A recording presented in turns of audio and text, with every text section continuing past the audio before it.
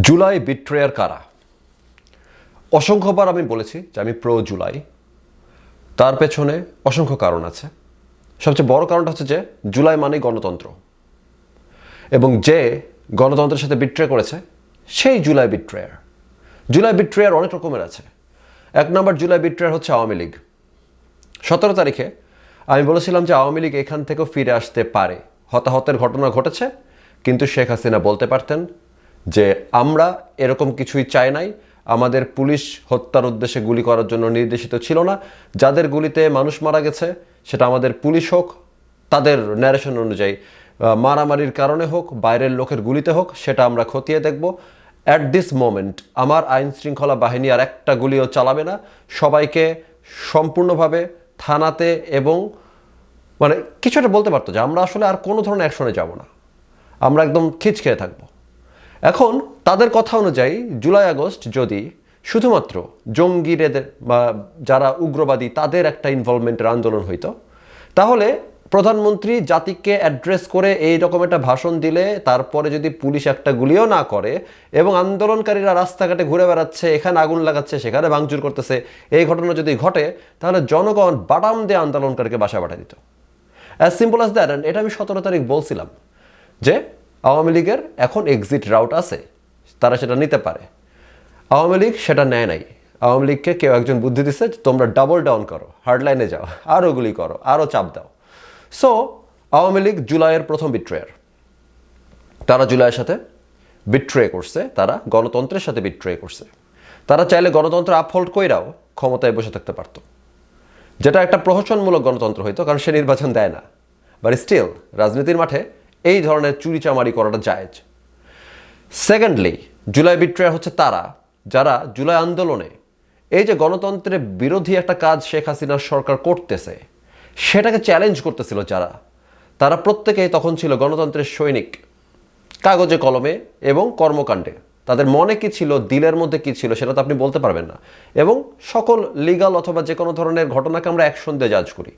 তার কাজকর্ম তখন গণতন্ত্রের পক্ষে যাচ্ছে। এই জন্য বাটপারগুলো যেগুলো আছে, যারা জঙ্গি টাইপের লোকজন আছে, তাদেরকে আমরা কিছু বলতে পারতেছি না, কারণ তাদের কাজও গণতন্ত্রের পক্ষে যাচ্ছে। এবং গণতন্ত্রের পক্ষে কাজ করা কাউকে তো আপনি যা বলতে পারেন না যে বেটা তুই গণতন্ত্রের বিরুদ্ধে কাজ করতেছিস কেন, এটা তো তখন বলা যায় না যে গণতন্ত্রের পক্ষে কাজ করতেছে। সো তখনকার মোমেন্টে তাদেরকে নিয়ে কেউ কোনো প্রশ্ন তুলে নাই। এটা একটা কারণ, যে কারণে আপনি দেখছেন যে মাদ্রাসার ছাত্র হেঁটে যাচ্ছে, পাশে একজন চরম আধুনিকা মেয়ে হেঁটে যাচ্ছে, তার পাশে একজন পুরা পাঙ্কু রকস্টার মার্কেটার ছেলে হেঁটে যাচ্ছে। সমকামীদের প্রত্যেকেই, যারা প্রকাশ্য সমকামী, তারা রাস্তায় নামছে, এবং যারা গান বাজনা করে তারা রাস্তায় নামছে, যারা লেখালেখি করে তারা রাস্তায় নামছে। স্পেশালি যারা গান বাজনা করে, লেখালেখি করে, এই টাইপের লোকজন যারা হচ্ছে সাংস্কৃতিক লোকজন, যাদের সাথে জঙ্গিবাদের দূরবর্তী কোনো সম্পর্ক নাই, তারা সারা জীবন জঙ্গিবাদের সাথে ফাইট করে এবং জঙ্গিবাদের রসানলে পড়ে এতদিন বাংলাদেশে কোনো মতে টিকে ছিল, তারা কারফিউ ভেঙে রাস্তায় নামছে, গুলি করলে আমাদেরকে করো। অ্যান্ড সরকার জানে যে এদেরকে গুলি করলে প্রবলেম আছে, এদেরকে গুলি করলে ইন্টারন্যাশনালি তাফালিং শুরু হয়ে যাবে। সো তখন সবাই গণতন্ত্রের পক্ষে রাস্তায় নামতেছিল, তবে সবাই নয়, কেউ কেউ আবার ফ্যাসিবাদ কায়েম করার জন্য রাস্তায় নামছিল। সেটা আমরা পরে দেখেছি, যেটা কাইন্ড অফ ইনএভিটেবল ছিল, কাইন্ড অফ অনুমেয় ছিল। কিন্তু যতক্ষণ পর্যন্ত আপনি কমিট করতেছেন না ক্রাইমটা, ততক্ষণ পর্যন্ত আপনি কিন্তু আসলে ক্রিমিনাল না, ইনোসেন্ট। এখন জুলাইয়ের সেকেন্ড বিট্রেয়ার কারা? যারা ওই সময় আন্দোলন করলো জনগণের পক্ষে, গণতন্ত্রের পক্ষে, এরপরে প্রথম সুযোগে যারা গণতন্ত্র বিরোধী কাজ করলো, তারা হচ্ছে জুলাই বিট্রেয়ার। এরকম জুলাই বিট্রেয়ারদের মধ্যে সবার প্রথমে তিনটা নাম আসবে। হাসনাত, সার্জিস এবং আসিফ মাহমুদ সজীব ভুইয়া। বাকিরা হয়তো ছিল গণতন্ত্রকে বিট্রে করার পথে, কিন্তু আমি সেটা জানি না। আমি যেগুলো জানি, যেগুলো সারা পৃথিবী জানে, যেগুলো তারা নিজেরা পাবলিক পোস্ট দিয়ে লিখছে, সে অনুযায়ী এই তিনজন প্রথম গণতন্ত্র বিট্রেয়ার। এরা গণতন্ত্র বিট্রে করেছিল একদম প্রথমে, যেই মব সৃষ্টি করার যে কালচারটা একদম প্রথমে 5 আগস্টের পরের 5-10 দিন ছিল, সেই সময়ের পরে যখন সব কিছু শান্ত, তখন হাসনাত এবং সার্জিসের নেতৃত্বে অলমোস্ট, কারণ তারা পোস্ট দিয়ে সবাইকে উৎসাহ দিয়েছে, এবং আসিফ মাহমুদ সজীব ভুয়ার পোস্ট ছিল, তখন 32 নম্বর ভাঙতে তারা দৌড়াই গেছে। 32 নম্বর ভাঙা একটা দেশের জন্য ঐতিহাসিকভাবে গুরুত্বপূর্ণ স্থাপনাকে, অথবা যদি দেশের জন্য একটা গুরুত্বপূর্ণ স্থাপনা নাও হইতো, ধরেন 32 নম্বর না ভাঙ্গা তারা কি করছে, তারা মনে করেন যে শাপলা চত্বরের শাপলা ভাঙ্গা দিছে, এবং সেটাই ধরেন সার্জিস আর হাসনাত বলছে যে এই শাপলা চত্বর ভাঙা দে, অথবা সার্জিস আর হাসনাত যদি বলতো দোয়েল চত্বরের দোয়েলটাকে ভেঙে দে, আর যদি আসিফ মাহমুদ সজীব ভুঁইয়া লিখতো উৎসব হোক, তাহলেও এরা তিনজন হয়তো জুলাই বিট্রেয়ার। এতটুকু করলেও, কারণ গণতান্ত্রিক দেশের মধ্যে আপনি একটা জায়গা থেকে একটা স্থাপনাকে ভ্যান্ডালিজম করে ভাঙচুর করা শুরু করতে পারেন না। আপনি যদি মনে করেন একটি স্থাপনা সরে যাওয়া উচিত, রেনোভেট করা উচিত, গুড়িয়ে দেওয়া উচিত, আপনাকে সেটা করতে হবে গণতান্ত্রিক প্রক্রিয়াতে। ওই কাজটাই করতে পারেন আপনি গণতান্ত্রিক প্রক্রিয়াতে। যেমনটা জুলাই আগস্টে শেখ হাসিনা যেটা করতে পারতো, সে গণতান্ত্রিক প্রক্রিয়াতে যদি যাইতো, যদি সে গণতান্ত্রিক প্রক্রিয়াতে গিয়ে বলতো যে আন্দোলন আগামী 4 দিন করা যাবে না, এরপরে যদি সব ঘটনা শুরু হইতো, তাহলে এইটাকে আপনি ওইভাবে জাস্টিফাই করতে পারতেন। সে অ্যাটলিস্ট ডেমোক্রেটিক প্রসেসটা মেনটেন করছে, একই কাজ করছে, কিন্তু ডেমোক্রেটিক প্রসেস মেনটেন করার কারণে ওইটা হয়ে যেত একটা ভালো কাজ, এটা হয়ে গেছে একটা খারাপ কাজ। ওটা হয়ে যায় তো সহিংস সন্ত্রাসবাদী দমন, এটা হয়ে গেছে নিরীহ প্রতিষ্ঠানের উপরে গুলি চালানো। সো ডেমোক্রেটিক প্রসেসটা ফলো করার জন্য ইম্পর্টেন্ট। ডেমোক্রেটিক প্রসেস ফলো করলে, অথবা ইভেন যুদ্ধের ক্ষেত্রে এটা সত্য, যখন আপনি যুদ্ধের নীতি ফলো কইরা কিছু একটা করতেছেন, তখন সেটা হবে শুধুমাত্র রিটালিয়েশন একদম, বা সেটা হবে যে কোনো এক ধরনের একটা মিলিটারি অপারেশন, অথবা যদি আপনি যুদ্ধের ওই নিয়মগুলো না মেনে করেন, একই কাজ করছে, সেটা হয়ে যাবে ওয়ার ক্রাইম। এই জন্য এগুলো কেন জরুরি, এগুলো কেন জরুরি বাঙ্গু বকাচোদাকে আমি বুঝাতে গেলে আরেকটা লম্বা ভিডিও বের করতে হবে, কিন্তু আমরা সবাই মিলে সম্মত হয়েছি এই সিস্টেমে আমরা চলবো, সেজন্য আমরা এটা করতেছি। এটা খুবই ইম্পর্টেন্ট। একই কাজ আপনি একই কাজই করছেন, কিন্তু একটা ভালো হইতে পারে, একটা খারাপ হতে পারে। সুতরাং যখন আপনি এরকমভাবে গণতান্ত্রিক প্রক্রিয়ার বাইরে গিয়ে এখানে স্থাপনা ভাঙা শুরু করলেন, সেখানে গিয়ে মব করা শুরু করলেন, ভিডিওতে দেখা যাচ্ছে যে হাসনাত বলতেছে চলকে যা মানে জয় বাংলা করে দিবে না কি করে দিবে, এগুলো যখন তারা শুরু করছে, তখন তারা হয়ে গেছে জুলাই বিট্রেয়ার। এবং জুলাই বিট্রে করার অনেকগুলো পথ আছে, তার মধ্যে সবগুলোর মানদণ্ড কি? আপনি গণতন্ত্রের বিরুদ্ধে কাজ করতেছেন। জুলাই আগস্টে আপনি রাস্তায় নামছেন গণতন্ত্রের নামে, আমরা রাস্তায় নামছি গণতন্ত্রের নামে। আপনি যে কারণে নামছেন, আপনি যে চ্যাটের বাল ফালাইছেন। আমরা রাস্তায় নামছি গণতন্ত্রের জন্য, সাধারণ মানুষ রাস্তায় নামছে গণতন্ত্রের জন্য। এবং আপনি তারপরে গণতন্ত্র রক্ষা করা বাদ দেওয়ার যাই করবেন, সেটা হবে জুলাইকে বিট্রে করা। আপনি আওয়ামী লীগের একটা নেতার বাসায় আগুন লাগাই দিবেন, জুলাইকে বিট্রে করা। আপনি যা ছাত্রলীগকে ধরে মারবেন, জুলাইকে বিট্রে করা। আপনি এগুলো কিছুই করতে পারবেন না। গণতান্ত্রিক দেশে গণতান্ত্রিক সিস্টেম রেস্টোর করার জন্য কথা দিয়ে আপনি এসব বালছাল করতে পারবেন না। তাহলে আপনি জুলাই বিট্রে। সবচেয়ে ভয়ঙ্কর জুলাই বিট্রে করছে সার্জিস আর হাসনাত আরও এক ধাপ উপরে গিয়ে। তার আগে উগ্রবাদী জঙ্গি বক্তাদের এবং উগ্রবাদী জঙ্গি সমাবেশের মধ্যে গিয়ে বসেছিল। হাসনাত গিয়া টুপি পাঞ্জাবি পরে খুব হাসতেছে, হেফাজতের লোকজন চিল্লায় মার্কেট পাচ্ছে, এবং তারা বলে যাচ্ছে তারা নারীদেরকে কিভাবে দেখে, বেশ্যা টেশ্যা বলতেছে, উপদেষ্টাদেরকে বলতেছে। এটার মধ্যে হাসনাত যা বসে আছে হাসতেছে।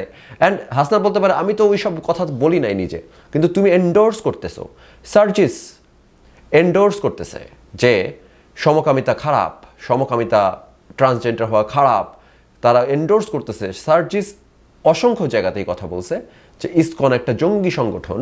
সার্জিস অসংখ্যবারই কথা বলছে যে হিন্দুদেরকে আমরা সিম্প্যাথি দেখাচ্ছি বলে তারা যদি মনে করে তারা যা ইচ্ছা তাই করতে পারবে, তাহলে তারা ভুল করছে, আমরা তাদেরকে ধ্বংস করে ফেলবো।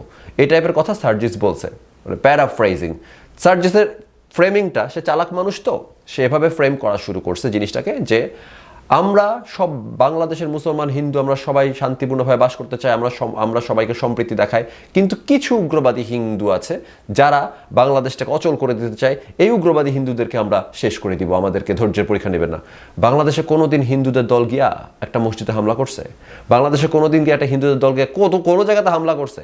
তার মানে কি, যদি সার্জিস বলে যেখানে বাংলাদেশে কোনো উগ্রবাদী হিন্দুর কোনো ধরনের অ্যাকশন নাই, উগ্রবাদী হিন্দু থাকতে পারে দিলের মধ্যে হিন্দুইজম, প্রচুর বিজেপি পছন্দ, কিন্তু তারা কোনো অ্যাকশনে যায় নাই কখনো। তার মানে সার্জিস যখন বলে মোটা দাগে যে এই হিন্দুদের মেরালামু উগ্রবাদীদেরকে, তার মানে তারা আসলে বোঝাচ্ছে আমি হিন্দুদেরকে মেরে দিব। এখন সার্জিস বা হাসনাতরা বলতে পারে যে আমরা তো এইসব কথা মিন করি নাই। ফানি পার্টটা হচ্ছে যে যেই দেশে অলরেডি হিন্দুরা ভালনারেবল, যেই দেশে অলরেডি অন্যান্য কমিউনিটি ভালনারেবল, সেখানে তুমি গিয়ে যে দেশে অলরেডি জঙ্গিবাদী শক্তিদের একটা কাইন্ড অফ কি যেন একটা গায়েবী শক্তি আছে, সে দেশে তুমি যে জঙ্গিবাদীদের ওই সমাবেশে বসবাই না। কারণ তার মানে তুমি তাদেরকে দেখাচ্ছ যে তোমরা যে আকাঙ্ক্ষাগুলো করো সেগুলোতে আমার সায় আছে, অথবা আমি অ্যাটলিস্ট তোমাদের সমাবেশে আসি, এখন তোমরা হাসনাতের লোক। যেই দেশে হিন্দুদের বিরুদ্ধে এত ধরনের কমিউনাল ভায়োলেন্স হয়ে গেল 5ই আগস্টের পরে, সেই দেশে তুমি দাঁড়ায় বলতেছো যে 25-30 দিনের মধ্যে 25 দিনই তাদের মন তারা থাকে বাংলাদেশে, 5 দিন তারা ইন্ডিয়াতে যায় এবং তারা বাংলাদেশের বিরুদ্ধে ষড়যন্ত্র করে। মানে তোমরা বুঝাইলে যে হিন্দু পপুলেশন এখানে থাকে, মাঝে মাঝে ইন্ডিয়াতে যায় কারণ তাদের আত্মীয় স্বজন আছে এবং তারা মাঝে মাঝে ঝামেলাটা করে। এটা বলে তুমি বুঝাইলে যে হিন্দুদের উপর যে মারামারি হয়েছে সেটা জাস্টিফাইড, ঠিক আছে। এটা মানে আমি যদিও কিছু বলতেছি না সরাসরি, কিন্তু তোমরা যারা ভাঙচুর করতেছো তারা জেনে রাখতে পারো যে সার্জিস আলম তোমাদের পাশে আছে। এটার মানে কি? সে একজন জুলাই বিট্রেয়ার।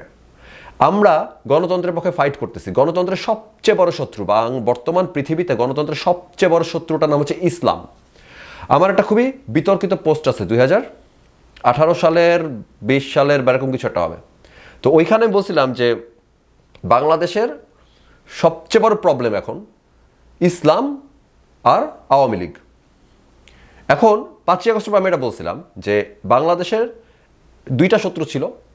একটা ছিল আওয়ামী লীগ, কারণ সে ক্ষমতা ছাড়তেছিল না, গণতন্ত্রকে সে ডিলে করতেছিল এবং যত ডিলে করতেছিল তত বেশি অন্যান্য অগণতান্ত্রিক শক্তির পাওয়ার বাড়তেছিল। গণতন্ত্রকে ডিলে করার অর্থ হচ্ছে যে অন্যান্য শক্তিদের পাওয়ার বাড়তে হেল্প করা। সে কারণে প্রথম প্রবলেম হচ্ছে বাংলাদেশ আওয়ামী লীগ হচ্ছে আমার চোখে সবসময় দ্বিতীয় প্রবলেম ছিল। দ্বিতীয় প্রবলেমটা আগে বিদায় হয়েছে। তারপরে বাংলাদেশে একমাত্র প্রবলেম হচ্ছে ইসলাম। কেন ইসলাম প্রবলেম? ওই যে বললাম গণতন্ত্র আর ইসলাম একসাথে চাইলে হয় না। ইসলাম সবসময় গণতন্ত্রের বিরুদ্ধে ফাইট করে। আপনাকে ইসলামটাকে দিলের মধ্যে ঢুকায় রাষ্ট্রটাকে বের করে দিয়ে গণতন্ত্র প্রতিষ্ঠা করতে হয়। এখন যারা এরকম এলিমেন্ট যারা আছে, যারা জুলাইয়ের পরে শুরু করছে জাতির পিতা হযরত ইব্রাহিম আলাইহিস সালাম, তার মানে কি সে ইসলামিক রাষ্ট্রনীতি অথবা ইসলামিক যে কোনো ধরনের পলিটিক্স সেটাতে সে সাবমিট করে। তার মানে এরা এখন সর্বশেষ গণতন্ত্রের শত্রু। আওয়ামী লীগ তো গন। এখন আমাদের যুদ্ধ শুরু হচ্ছে ফেজ 2, যেটাকে আমি বলি ফেজ 2তে আমি আসতেছি। এগুলো আমি অনেকবার কথা বলছি। 18 সালে আমার 3 ফেজ মুভমেন্ট আইডিয়া ছিল। সো মানে কোটা সংস্কার মস্ক দেখার পরে আর কি যা বুঝছি। সো ইসলাম হচ্ছে গণতন্ত্রের একমাত্র শত্রু এখন, কারণ আওয়ামী লীগ আর নাই। এবং আপনারা আমার কথা যদি আপনার মনে হয় যে খুব শুনতে ভালো লাগতেছে না, খেয়াল করে দেখেন পুরা ইউনুসের আমলে যত অগণতান্ত্রিক ঘটনা ঘটছে, যত ধরনের ভায়োলেন্স ঘটছে, ওগুলো কিসের নামে ঘটছে? বৌদ্ধ ধর্মের নামে ঘটছে, বটবৃক্ষের নামে ঘটছে, বিএনপির নামে ঘটছে, শহীদ জিয়ার নামে ঘটছে, এরশাদের নামে ঘটছে, এগুলা ভাসানির নামে ঘটছে, এগুলা ঘটছে ইসলামের নামে। তৌহিদি জনতার পছন্দ হচ্ছে না এবং তৌহিদি জনতার কখনোই পছন্দ হবে না। এটাই হচ্ছে প্রবলেম, কারণ ইসলাম গণতন্ত্রকে অ্যালাউ করে না। ইসলাম একটা ডিরেক্টলি কনফ্লিক্টিং আইডিয়া, যেটা গণতন্ত্রের এগেনস্টে সব সময় কাজ করবে। সুতরাং আমার এখন একমাত্র শত্রু ইসলাম। আমি পূর্ণ শক্তি দিচ্ছি ইসলামের উপরে। আপনাদের অনেক পছন্দের একজন লেখক ভদ্রলোক আছেন, যাকে আমিও বলি আমার মেন্টর। তিনি, তার সাথে অনেক দিন আগে আমার এটা নিয়ে কথা হচ্ছিল বা বাংলা বাজারে বসে উনি আমাকে বলতেছিল যে আচ্ছা কেপি, তুমি শুধু ইসলামের বিরুদ্ধে লেগে আসো কেন? ইসলাম তো এত বড় প্রবলেম না। বাংলাদেশে 103টা প্রবলেম থাকলে ইসলাম হচ্ছে 103 নম্বর প্রবলেম। আমি বলছিলাম যে না ভাইয়া, ইসলাম তো বাংলাদেশের একমাত্র প্রবলেম। তখন ভাই বলছিল যে না না না, আমি মনে করি যে আমাদের অন্য প্রবলেমগুলোতে ফোকাস করা উচিত। তো জুলাই আগস্ট উনি অনেক ভূমিকা রাখছেন। জুলাই আগস্টের পরে ইসলামিস্টরা এমন চোদন দিছে সাহিত্য অঙ্গনকে এবং বাকি সব অঙ্গনকে, এখন উনি একটু চুপচাপ থাকেন আর কি, যে এই বিষয়ে কথা বলতে চান না। কারণ উনিও একমত যে বাংলাদেশের সবসময় প্রবলেম ছিল, একমাত্র প্রবলেম ছিল, সবচেয়ে বড় প্রবলেম ছিল ইসলাম। এখন ইসলামের ওই কথাতে যাওয়ার আগে আমি জাস্ট এই 3 ফেজ আন্দোলনের কথা বলে নিই। যে 18 সাল থেকে আমি যেটা বুঝতে পারছিলাম যে বাংলাদেশে একটা 3 ফেজ আন্দোলন হবে। নাম্বার 1 আন্দোলন হবে আওয়ামী লীগকে যে কোনোভাবে ক্ষমতা থেকে সরানো হবে। আমার প্রেডিকশন ছিল বা আইডিয়া ছিল যে সম্ভবত এখানে মেবি অনেক ম্যাসাকার হবে, কু হোক আর যেভাবে হোক, হয়তো শেখ হাসিনা থেকে শুরু করে অনেক ইম্পর্টেন্ট মানুষজন মরে ভূত হয়ে যাবে।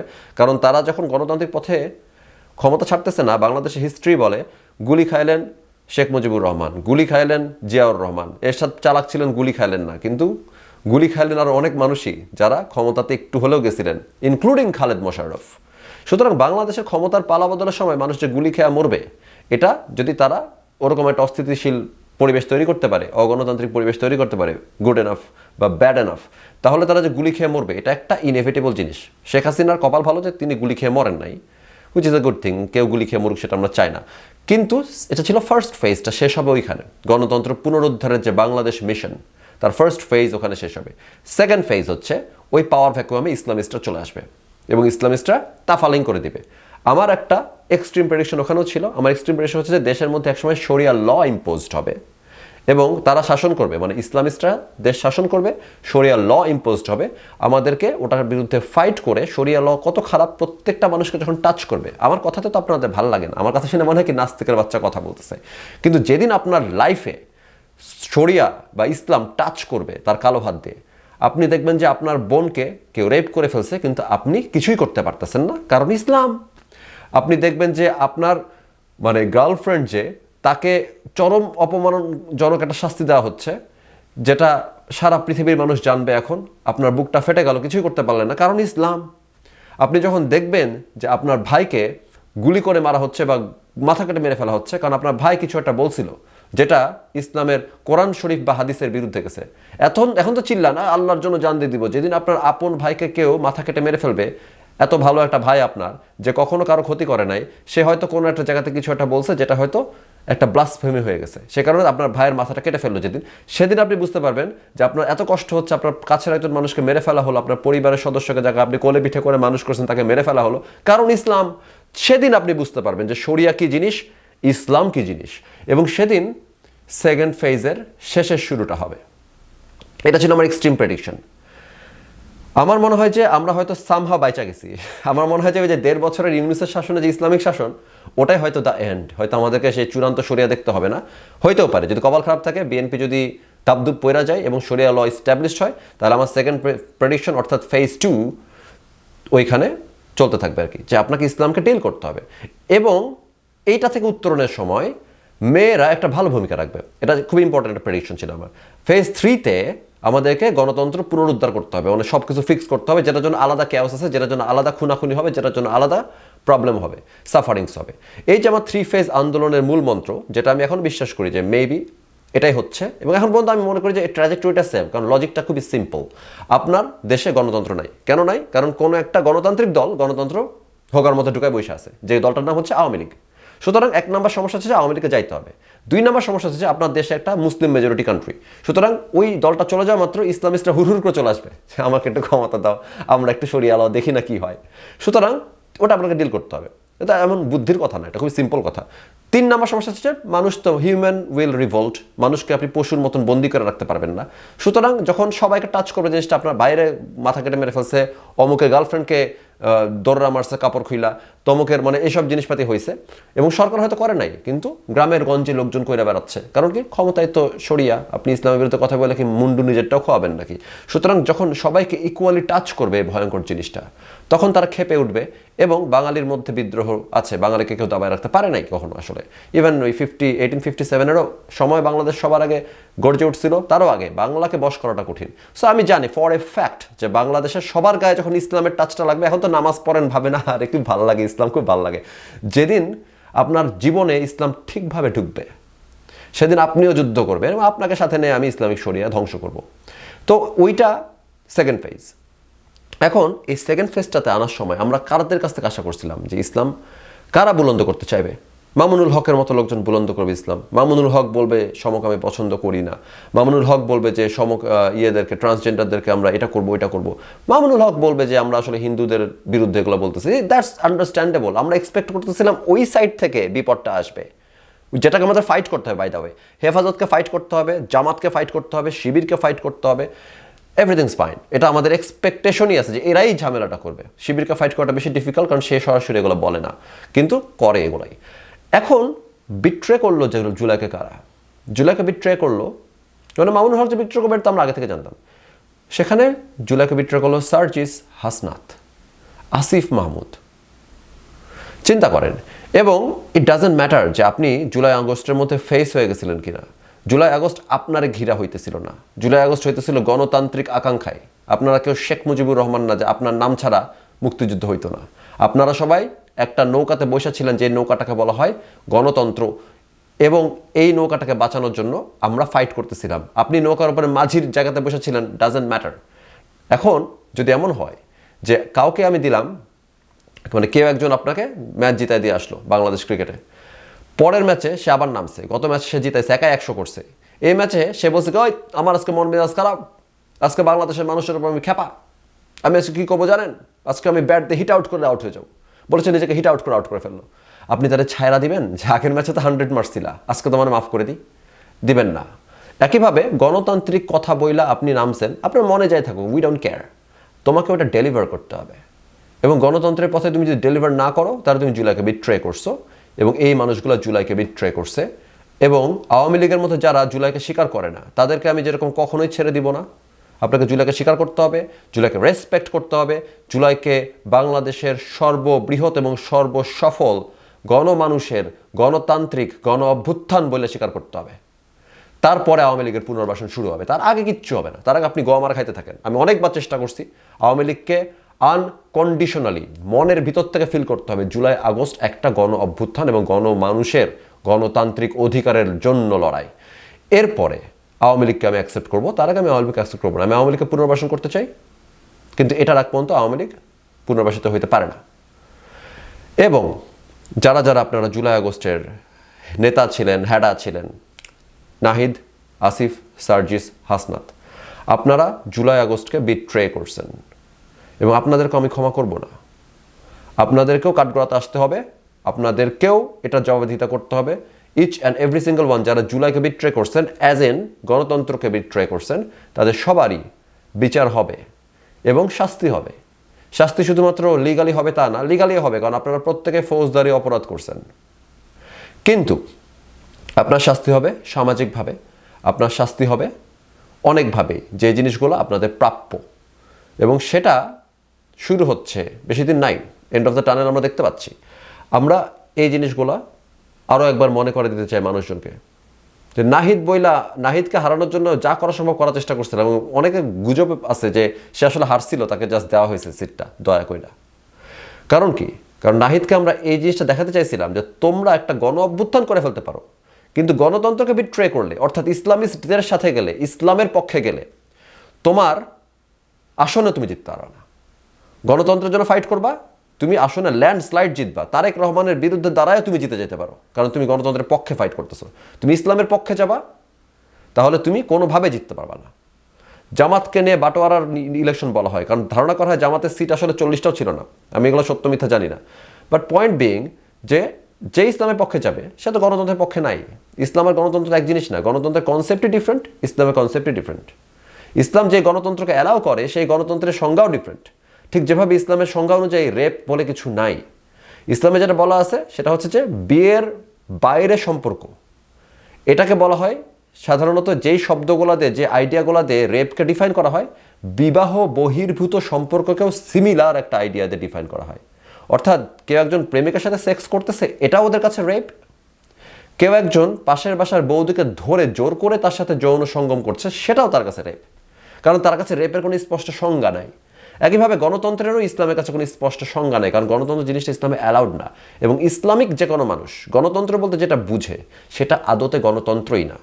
এই কারণে গণতন্ত্র আমরাই শেখাবো, আমি যেমন বলবো ওইটাই তোমার গণতন্ত্র বলে মেনে নিতে হবে, এবং আমি যেভাবে বলবো সেভাবেই তোমাকে অনেক কিছু মানতে হবে যারা হিস্টোরিক্যালি ডিপ্রাইভড। এটা বলার কারণ আছে, কারণ এই যে এটা আমি আরেকদিন একটা ফুল ভিডিওতে আলোচনা করব, আজকে জাস্ট আমি জিস্টটা দিয়ে বিদায় হয়ে যাচ্ছি। একটা মানুষ যখন ফিলিস্তিনিদেরকে আমি খারাপ বলছি, ফিলিস্তিনিরা জঙ্গলিদের মতন করে কেন, আমাকে অনেকে বুঝাতে চলে আসলেন ফিলিস্তিনিদের উপর অনেক অত্যাচার হয়, অনেক বম্বিং, অনেক যুদ্ধ, অনেক কষ্ট ওদের ভাই, এই জন্য ওরা এরকম হয়েছে। যখন আমি ভারতের মুসলমানরা কেন জঙ্গিদের মতন আচরণ করে বলি, ওরা বলে আরে ভাই বললেন না, ভারতের মুসলমানরা হিস্টোরিক্যালি, বা বাংলাদেশের মুসলমানরা কেন জঙ্গিদের মতন করে, এখানে মানে প্রচুর ঝামেলা করে, বাংলাদেশের মুসলমান খুবই আনসিভিলাইজড। কেন? কারণ যখন ইংরেজরা চলে যাচ্ছে, ইংরেজরা যখন ছিল, তখন বাঙালি মুসলমানরা ইংরেজি শিক্ষাতে পড়তে চায় নাই, তারা ইংরেজদেরকে বিরোধিতা করতো, এবং তারা মনে করতো খুব ভালো কাজ করতেছে, মানে বোকাচোদা হলে যা হয় আর কি। এবং তারা ইংরেজি শিক্ষা নেয় নাই, আধুনিক শিক্ষা নেয় নাই, তারা পিছিয়ে গেছে। সেই পিছিয়ে থাকা জাতিটাকে আপনারা দেখেন যে মানুষের মৃত্যুতে আলহামদুলিল্লাহ পরে, বকচোদগুরি করে, গুজব বিশ্বাস করে, মাথায় বুদ্ধিশুদ্ধি নাই। কারণ কি? হিস্টোরিক্যালি তারা পিছিয়ে গেছে। আমরা কারণটা বুঝি। ফিলিস্তিনিরা কেন এরকম উগ্র এবং অসভ্য? কারণ তারা সারা জীবন মারামারি পন্দাবন্দি করতেছে, তার মাইন্ডসেটটা এরকম। আচ্ছা, কারণটা তো আমরা বুঝি। আমেরিকার ব্ল্যাকরা তারা কেন তো ক্রাইম প্রোন? কারণ তারা এরকম পন্দাবন্দি করে মানে দাস হয়ে আসছিল, জীবনের সুযোগ পায় নাই, তাদেরকে অপ্রেস করা হয়েছে, এই জন্য তারা, কারণটা আমরা বুঝি। কিন্তু তাই বলে আপনি চোদনামি করবেন 2026 সালে দাঁড়ায়। আর আমি আপনাকে চোদনা বলতে পারবো না, কারণ আপনার ঐতিহ্যবাহীভাবে আপনার পূর্বপুরুষরা পাছা মারা খাইছে, তাই আপনি চোদনামি করলে আপনাকে বলতে আহারে বেচারার দাদাকে আমরা চুদে দিয়েছিলাম, তাই সে চোদনামি করছে, এটা বলে ছেড়ে দিব? তুমি আমার সাথে চোদনামি করবার, ঠাড়ায় একটা থাপ্পড় মারব।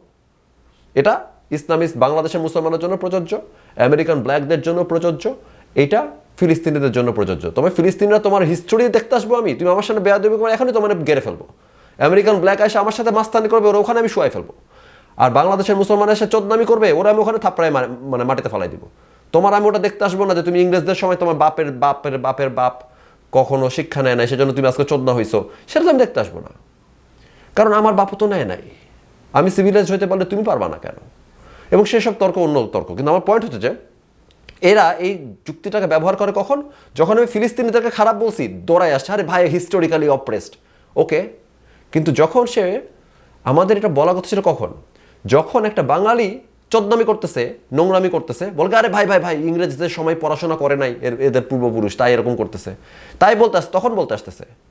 কিন্তু যখন আমি বলতেছি যে টিকা নাও, বল কি না না টিকা নিব না, ঝাড় ফুক করবো, টিকা নাও, না না টিকা নিব না, কোভিডের টিকা না নিব না, তখন বলতে আসতেছে না যে এরা তো হিস্টোরিক্যালি বোকাচোদা, এদেরকে জোর করে টিকা দিয়ে দাও। তখন বলতে পারবে না, তখন ওটা গণতন্ত্রের বিরুদ্ধে সাংঘর্ষিক। আর যখন তারা চোদনামি করবে, ওইটা বলতে গেলে বলবে কি ঠিক আছে তোমার গণতান্ত্রিক রাইট আছে এই কথা বলার, কিন্তু এটা বইলো না, পলিটিক্যালি ইনকারেক্ট, তোমাকে আমরা ক্যান্সেল করে দিব। What the fuck man? উল্টাটা করতে হবে। যেখানে তুমি বলবা যে আমি টিকা নিব না, যেখানে তুমি বলবা যে পৃথিবী মনে হয় সমতল, যেখানে তুমি বলবা যে আচ্ছা মনে হয় সিজারিয়ান করলে অনেক সমস্যা, সিজারিয়ান করা হারাম, যখন তুমি বলবা যে মেনস্ট্রুয়াল কাপ পড়া হারাম, তখন আমি তোমার বলবো যে তুমি একটা বোকাচোদা, কারণ তোমার পূর্বপুরুষরা বোকাচোদা ছিল, পড়াশোনা করে নাই, তাই তুমিও বোকাচোদা হইছো। তোমাদেরকে আমি যা বলবো চোখ বন্ধ করে মানতে হবে এসব ক্ষেত্রে, কারণ এগুলা সায়েন্টিফিক্যালি প্রুভেন। আর যখন ও চোদনামি করবে, তখন ওকে আপনি ঠাডায় থাপ্পড় দিবেন। উল্টাটা করতেছেন কেন? সো এটা একটা ডিফারেন্ট ডিসকাশন, এটা আমি আরেকদিন কথা বলতে চাই। বাট ফর নাও, জুলাই বিট্রেয়ার, যারা জুলাইকে বিট্রে করছেন, আওয়ামী লীগ এবং যারা রাজপথে ছিলেন, পরবর্তীতে গণতন্ত্রবাদ দিয়ে ইসলামের দিকে গেছেন, গণতন্ত্রবাদ দিয়ে এই বালের দিকে গেছেন, ওই বালের দিকে গেছেন, প্রত্যেককে আমরা দেখে নিব। সবাই ভালো থাকবেন। আজকের মতন বিদায়।